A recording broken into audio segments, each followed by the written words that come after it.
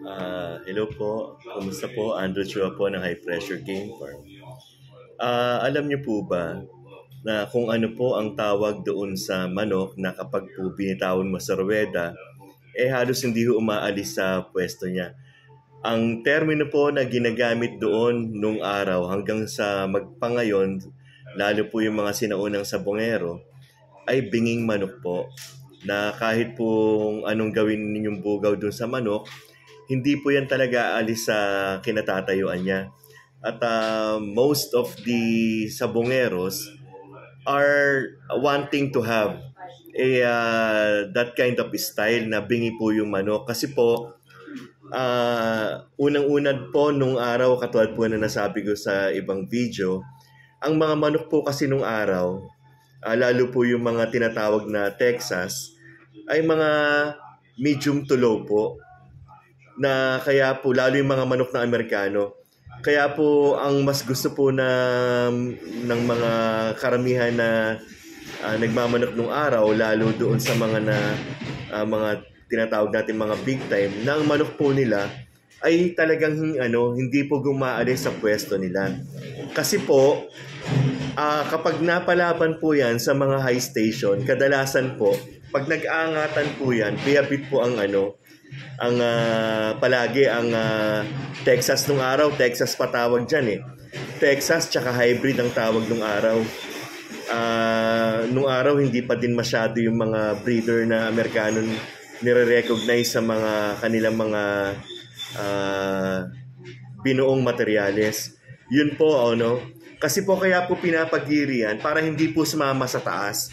At ang ipapanalo po talaga kasi ng manok na imported o ng mga Texas ng araw, makapalo po, makashuffle. Hindi po pwedeng sumabay ng isahan Lagi po silang talo. Kaya nung araw po, nung mga unang panahon ng word slasher, madalas po talunin ng Pilipinas ang mga Amerikano dahil nga po yung mga manok natin, mga flyer po at matataas po kumpara sa mga manok nila. Kaya po ang mga style nung araw, tinuturuan po na yung mga manok nila hindi po gumagalaw. Talagang kahit anong bugaw po ninyo, yun lang po sila, nasa isang pwesto lang po. Ang tawag po doon bingi, hindi po gising. Kahit anong klaseng gising po ng manok, kahit makita nyo nagpapagaspas yan, nakita nyo masayan sa ruweda, hindi po talaga aalis sa kinatatayuan nila. Ang yun nga po, ang ginagamit pong terminology diyan nung araw, bingi.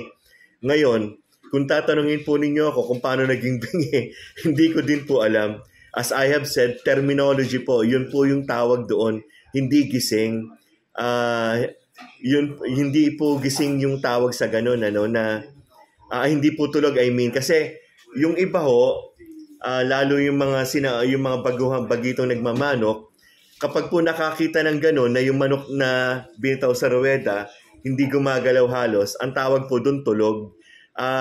Ang tawag po doon nung araw, hanggang sa ngayon po, yung mga, kahit sila Biboy Enriquez, sila Patrick Antonio, sino pa yung mga sinaunang nagbe-breed o nagmamanok, bingi po ang tawag sa gano'n ho. Hindi po tulog. Okay? Maraming salamat po sa inyo.